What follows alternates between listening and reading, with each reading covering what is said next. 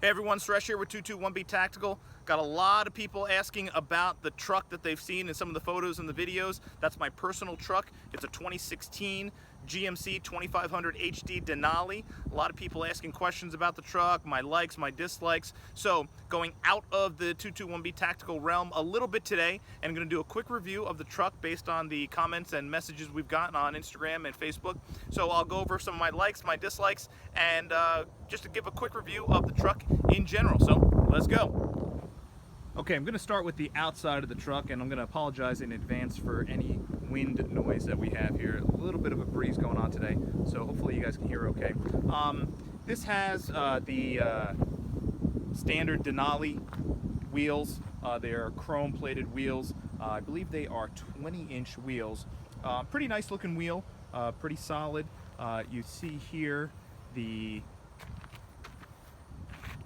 LED and HID headlight here. Got the big GMC grille here. Now they updated this for 2017. They updated the grille, and the diesel has a vent right here. It's an air intake at the functional hood scoop, and that's on the 2017. And on 2018, not only do you get the hood scoop, but you get an upgraded grille here. It's almost like a three-part grille. So continuing around the truck, got the nice big mirrors here, chrome. They do extend out. They have the side markers inside the side view mirror. Got the Denali HD badging. Got a really solid heavy-duty chrome step along the side here for front and rear passengers. Chrome door handles are actually really nice. Everything on the outside of the truck, as far as the details, they did a good job with. And you see here now, I'm going to back up a little bit. This is one of the issues that a lot of people have with this truck, is the height, the ride height between the front and the rear. So I'm going to pan here. As you can see, the height excuse me, between the fender in the front and the fender in the rear is quite different, and you have probably about a 2-inch difference. So there's Rough Country and a bunch of other lift kits out there. There's a lot of people who say the Cognito lift kit with the upper control arms are really good. So if you want to get that leveled look, as you can kind of see, there is quite a bit of rake on this truck. I'm going to maybe try to give a better angle here, just so you can see the rake. And now I'm parked on a pretty flat piece of land here, and you could see the rake here, and it is pretty significant. So I'm gonna go back over here.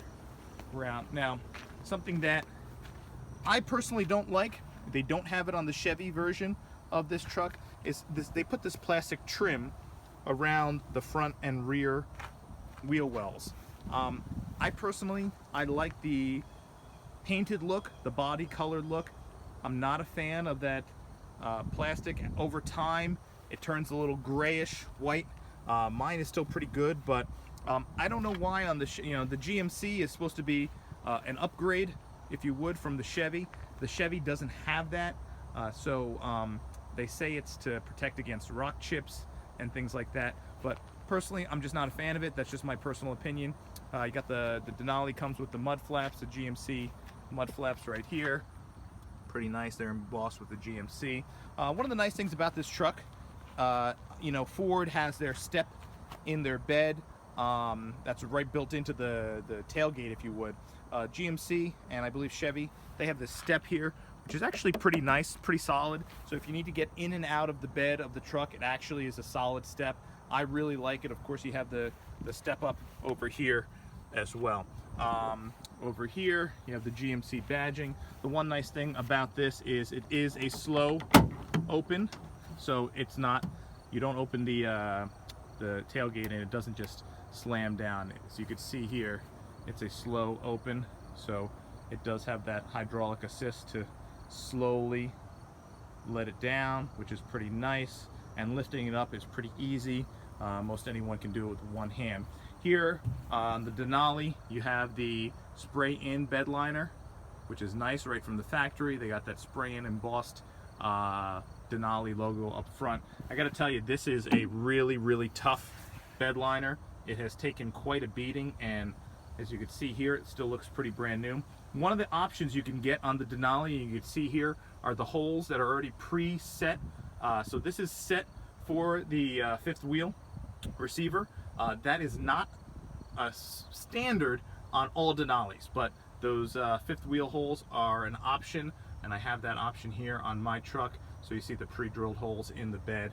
You got the hooks over here, which are pretty nice. You have the sprayed hook. This is actually, you know, they put the spray liner on that hook up here, and you have a pretty good solid bed here. It holds a ton of stuff, and it's just a really good job, really good design there. And then you have the coating on the tailgate as well. As you can see, lifting up this tailgate with one hand is a breeze, no problem. Closes nice and soft.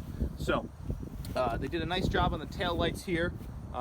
At night they do look really nice, and the reverse lights are super bright.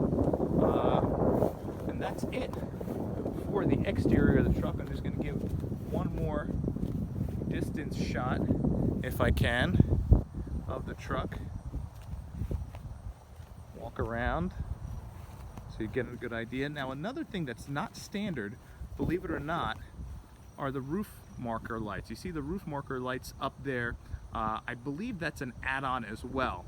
Once again, I really like them. I have seen some of these trucks without the roof marker lights. The roof just looks a little plain. That's my personal opinion, but that's just something that's an add-on as well. And also at night, when you have the roof marker lights and you have the side view mirror amber lights, and you have the amber lights in the front, it looks pretty mean.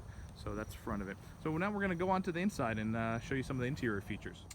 When it comes to the back of the 2500 HD Denali, lots of space. Prior to this, I had a Hummer H2, and the space back here is significantly bigger than that in the Hummer H2 and some of the other pickup trucks I've driven. I got to tell you that the space is not as much as you get in the Ford F-150 or F-250. I've been in current model and previous model F-150s and F-250s, and the space doesn't even compare to those models here. But they do a nice job. I'm going to actually back it up here and show you. They do the wood grain here on the door. You have the speakers on the door there. Nice deep pocket here. Here you have another shallow pocket here, and then you have a deeper pocket here, and then you have almost like a drink pocket there. Window controls. Of course, you have the handle here for the rear passengers to grab onto coming in. Something they did on the roof, actually, or along the ceiling, is actually pretty nice. I don't know if you can see in the video here, but it kind of goes up here to raise for additional headroom for the rear seat passengers, which is something pretty nice. They have the center mount armrest here, two drink holders, and that's pretty much always up because no one's ever in the back of my truck, hardly ever. That folds away. The nice leather here, once again, you'll see more of this in the front, but they did the nice stitching here with the offset stitching, the white color stitching. You know, they do the perforated seats back here, but ironically, they don't have the heated seats in the rear. I'm going to show you here. They have just a little shelf here, a cigarette lighter adapter here, and a storage compartment here. I got the WeatherTech mats in here, as you can see, which are excellent. They were a couple $100. But one of the things that I, dislike about the rear of this truck compared to some other trucks I've seen, I have a friend that has a Dodge or a Ram 2500, and beautiful truck. And I know everyone, people have their opinion about Cummins or Dodge or Mopar in general. Some people are Ford guys, some people are Chevy guys, and hey, listen, when you get to this level of truck, I think you're getting a good product all around. Whether you want the Cummins motor, or you want this Duramax motor, or you want the Ford motor, that's up to you. But one of the things that I did notice, this is just almost an amenity thing, and I'm pretty sure Ford has it, and I know for a fact my buddy's Dodge has it. But in the Dodge, you have vents back here. You have the HVAC vents, so you get heat and air conditioning right here. Usually it's on the back of the center console here. They also have a household outlet plug and USB plugs right here as well for the rear passengers. This truck has nothing. Now, my friend's truck is a 2014 Ram 2500. This is a 2016 GMC Denali, and his Ram 2500 is not the top of the line like the Bighorn or whatever. I mean, it's not the bottom of the line, but it's not the top of the line either. And he has the vents back here. He has the plug, the regular household plug, the USB plug, the cigarette lighter plugs, and the full AC and heated vents. Additionally, and I believe the Ford has this too, it has the 2 buttons here for rear passenger seat heating. So this 2500 Denali, you guys know the price of this truck, the brand new sticker price.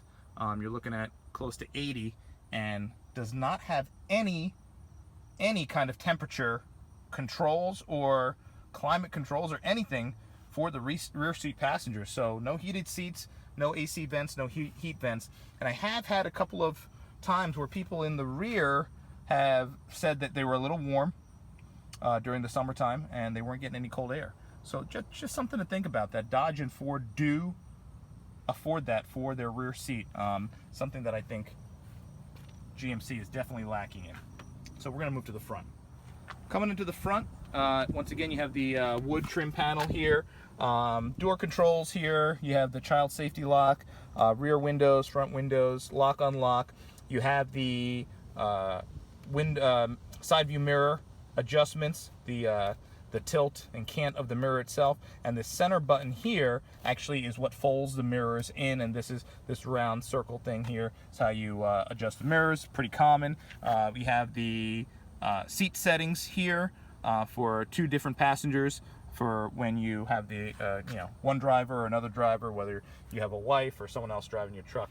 Over here you see you have the seat adjustments, lots of adjustability on these seats, which is actually really nice for the driver's seat. They did a really good job with that. One of the things I don't like is, I'm about 6'2", 215. I get in and out pretty gingerly, and I don't know if you could tell here, this leather is already kind of getting beat up. And I'm always very careful. I have leather conditioner that I do on the seats regularly. These are ventilated seats because these seats in the front, unlike the back, are heated and ventilated. So, just something to really think about.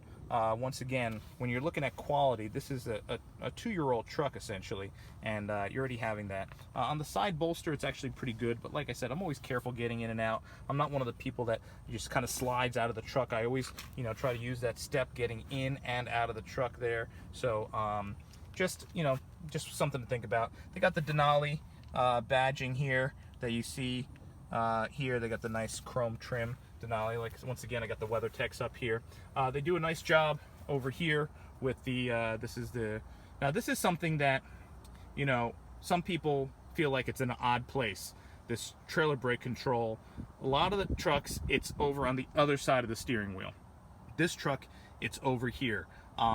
To me, I think it's a personal preference thing, but it's up to the individual person. But I could see why people would want it on the other side, because if you're controlling the steering wheel with your left hand and you're manipulating that, it's almost a little odd for some reason to manipulate the steering wheel with your right hand and try to manipulate this trailer brake. 2 high, 4 low adjustment, and then you have your light adjustment there. They got a nice brushed aluminum looking material around the vents here, which is actually pretty nice. They have that same trim along the steering wheel as well, which is actually pretty nice. I'm going to get into the steering wheel controls. A lot of people like this handle. I know on some trucks they get rid of this handle for the driver and they only put it for the passenger. You see it on the passenger side. I like it on both sides. It's actually pretty nice. I usually, getting in, use the door handle here to hop in, but it is nice just to have that handle there. So while I'm here, I'm going to go into the center console. I'm going to cant the camera here a little bit, and the center console is pretty nice. You have the household plugs. You got 2 of them, one on each side of your cigarette lighter plugs, which is actually pretty nice. These are nice. They flip up nice. So you have 2 cigarette lighters and you have another household outlet. You have this little slit here, which is actually pretty nice here. It's nice soft rubber, and it's nice to hold a phone if you want to stand your phone up in there, or you want to stand an iPad up in there. It's actually a really nice nice little thing. This is really deep, really cavernous. You have a nice little deep storage here. Kind of hard to tell how deep it is, but you can see I kind of put my whole fist in here, and it's actually pretty good. Once again, you have that aluminum trim here. You have the wood trim here, so they do a nice job with that. One of the things that's nice about here, and you know, you have the dual cup holders here. They do hold most cups of coffee, water bottles pretty well. The center console here is actually pretty cool because it has the wireless charging. So I think if you have an iPhone 10 or newer, or some Samsung Android or whatever whatever Samsung is, excuse me, you can just lay the phone here and it charges wirelessly. Pretty cool feature. I have an iPhone 7 Plus, doesn't work. The other thing you want to realize is if you have a plus size phone, it doesn't fit in here. If you have the regular smaller phones, it does fit in there, and I believe the iPhone 10 is smaller and it fits in there, and it has that wireless charging capability. So just something to think about. Nice chrome handle here, lifts up nice. Once again, you have that white stitching here, that contrast stitching, which is pretty nice. This is huge. This compartment has a nice little shelf here to keep little things. Leatherman tool, you got the headphones for the gym, a couple of pens, hand sanitizer, some of the essentials. But you can see these are pretty tall bottles of water here, and they fit all the way in there, and you know, just keep some paperwork. So it is a really, really deep center console, and it's pretty wide too, so it holds a lot of stuff. I try not to keep too much junk in there, but when you have the room, sometimes you just accumulate the junk, so you guys know how that is. All right, let's gonna hop in here and let's see what we got. We got the screen, so I'm gonna start her up and get you guys a little view of the startup. I'm gonna try to get both screens in because the startup screens are pretty cool.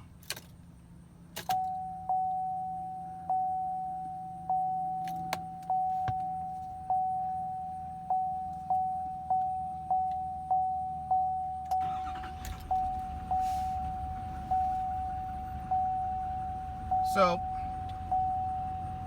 everyone knows pretty much the sound, so I'm not going to go crazy on the diesel sound. It does have it is much quieter than most diesels. The new ones are even quieter. Quiet cabin, which is very nice. The cabin is very quiet. These are all digital gauges in the front here. Those are all digital. These are obviously regular gauges, but the digital gauges are nice. They come up nice. There's a ton of screens. I'm not going to do one of those videos where, you know, I go through every little screen and every little detail, but there's a lot of information. While we're on this screen, I just want you guys to take a look at something. I usually try to reset one of the trip meters between fill-ups, and I have done maybe about 30% highway. There's a couple of highways in my town, and maybe, you know, the rest 70% around town, and maybe a little bit more. But I gotta tell you, the gas mileage on this is pretty darn good. I did one long trip down to Maryland where I got 23 point something miles a gallon, which is pretty good.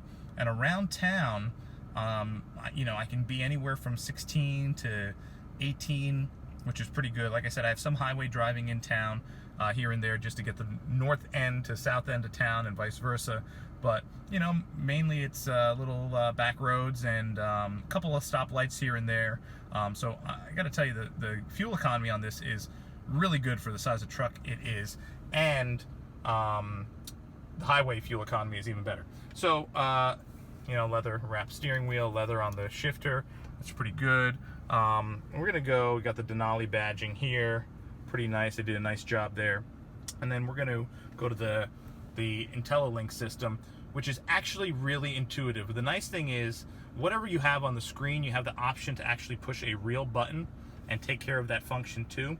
It has the passenger driver sync heating and cooling technology, so you could adjust, and you'll see the passenger one is going up as well, or you could have the passenger just do it on their own. It's up to you.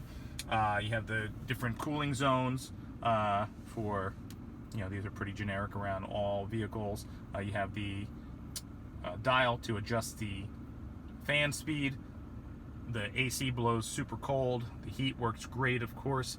You have the touchscreen for your radio stations that is very responsive. I gotta tell you that I've been in friends of mine who have Fords, whether F-150, F-350, and their touchscreen is not nearly as responsive as this screen. The only system that I think tops this is the Dodge. They have their, I believe it's called Uconnect, and the touchscreen capability on those is phenomenal, and it's very intuitive.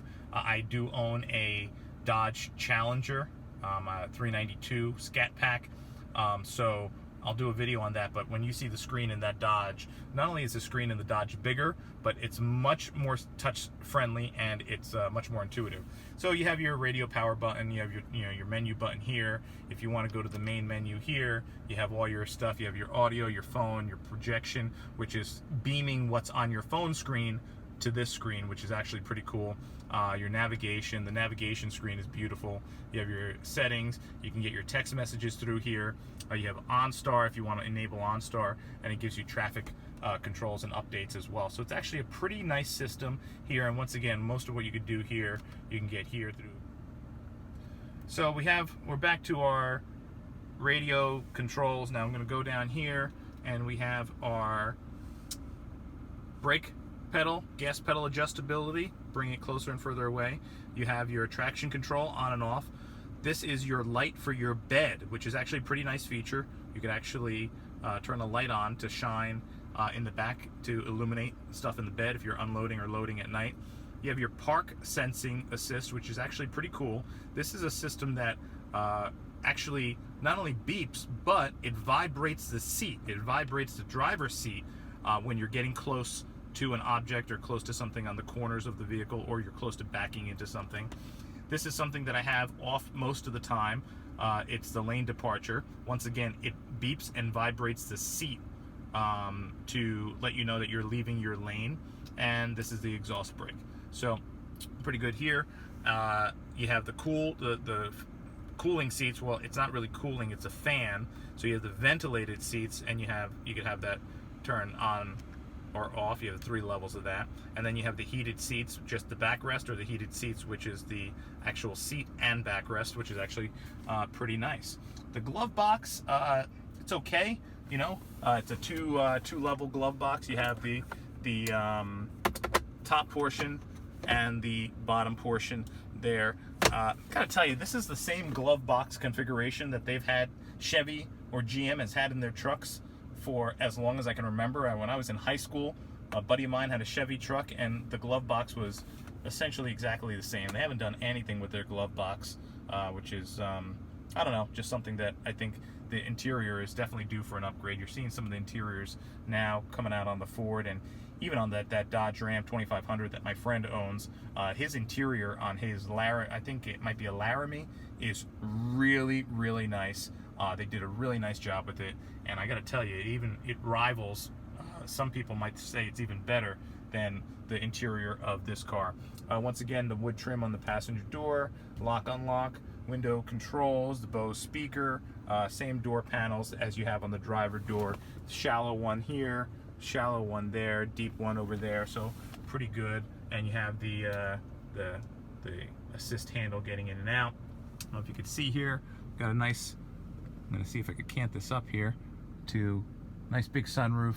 Not quite the panoramic sunroof that you're seeing in some vehicles, like the Ford Raptor now has a nice panoramic sunroof that goes all the way to the back passenger seat as well, but still a nice sunroof nonetheless. I'm going to try to pan back up here a little bit and show you. You have the lights here, which it's nice. The interior lights on this car are kind of like white LED, which is actually pretty nice.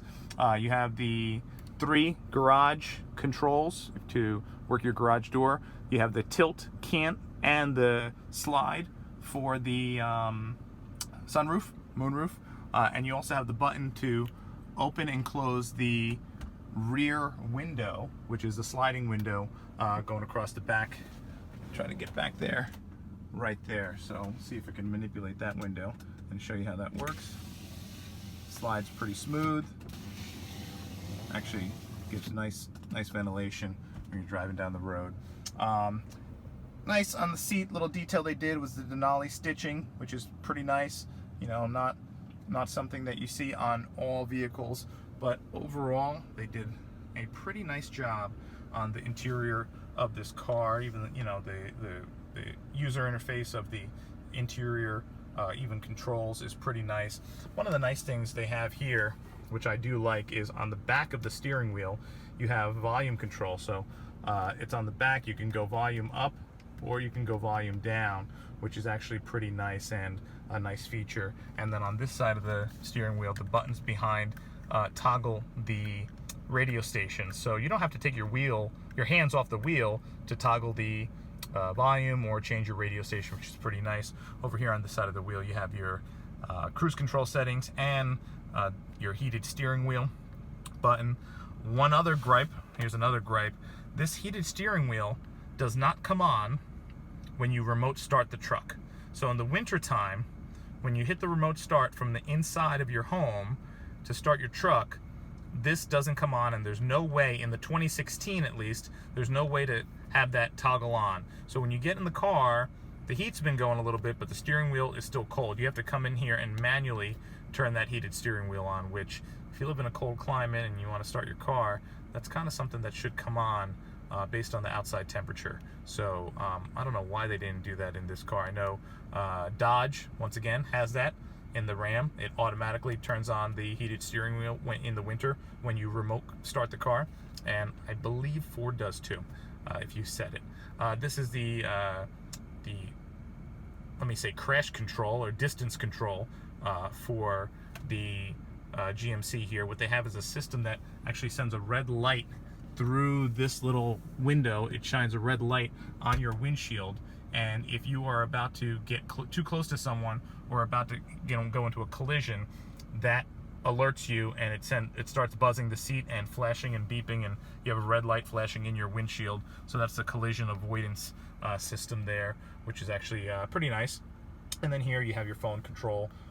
You can hit this to activate your OnStar or any of the functions for the radio. So if you want to cancel navigation or find something, this is to hang up from a phone call. And of course these arrows are all to toggle through all of your switches on your screen. So you hit the arrows and you have your trip information, your mileage, engine hours, oil level, your DEF fluid level, filter life, all that stuff. Tells you how fast, it tells you your tire pressure and all the tires, things like that. So pretty good system here, and there's a ton of side menus as well. So that's pretty much it. Oh, I missed the mirror here.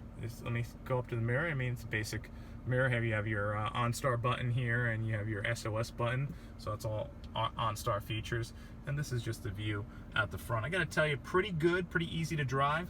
Looking out the front of this truck, never once you get used to it, the first couple of days of driving, never have really too many issues. It is a big truck. It is a long truck, so you will be sticking out of most parking spaces, and this is not the long bed version of this truck. So this is just kind of a driver's bird's eye view of what's going on, sitting out looking. So you do have to get used to the size of this truck.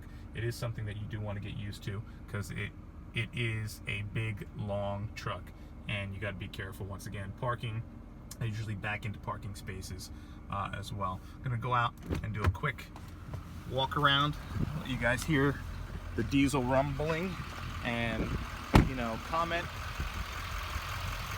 Pretty quiet for the diesel compared to diesels of the past. You have the Duramax and Allison let's say decal here. Now I know on the 2017 and 2018 they moved it over here and they made it taller because you have the air intake as well. So just some of the pros, cons, and general overview There's that diesel purring, pretty nice, of the GMC 2500HD Denali. So leave your comments, let me know what you think, and you know, I'll try to respond. A lot of people asking about the truck, how I like the truck. You know, I like a lot about the truck. There is a handful of things I don't like that honestly I see in some other trucks that are less expensive than this truck, and they have some of these features and options, and it kind of makes me wonder when GMC is going to step up and kind of meet some of their competitors. A lot of people feel like this is the best looking truck as far as an aesthetic standpoint, from the chrome wheels, the chrome grille, you know, better looking than the Ford and the Ram. But and I think it's a beautiful looking truck, especially at night with the LED lights and the everything the truck has to offer. It's a very sharp looking truck, but some of the stuff on the inside of the truck definitely leaves some things to be desired. Now, a lot of people had asked about the ride. This is one thing I'll tell you about this truck. The ride of this truck is rough. Many people out there on the forums, what they do with these trucks, they almost immediately put on a set of Bilsteins or a set of Fox shocks. So if you are looking, I'm going to come in close here, let's see the bed again. If you are looking to get a truck with a soft ride, go with the 1500. But if you need the 2500 for the towing capacity, I would say, look at that monster tailpipe there, huge, stick your head in there. I would say you got to go with either the Fox Shocks 2.0 or the Bilsteins. People are saying the Bilstein 5100s or the Bilstein 4600s are a good set of shocks. This truck rides rough. It rides really rough, and if you're going to level the truck out, it is going to ride even rougher. So keep that in mind. If you're looking for a smooth ride and you're using this as a daily driver, it is my daily driver. You've got to be mindful that this truck rides really rough. There's some things you could do right out of the gate. You could lower the tire pressures. It comes from the dealer with juiced up tire pressures. I believe it's 70 in the rear, 60 in the front. You can reduce your tire pressure. A lot of people say that helps with the ride. It does help with the ride, but most people say you've got to go with aftermarket shocks. Either Bilstein 5100 seems to be the most popular, as well as the Fox 2.0.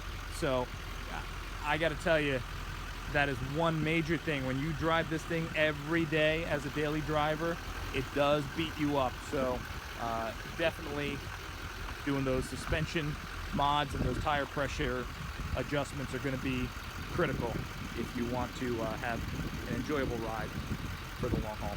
So that's pretty much it. Leave your comments. Hope you guys liked it, and comment below, share the video, and hope this helps anyone who is interested in this 2016 GMC 2500 Denali HD.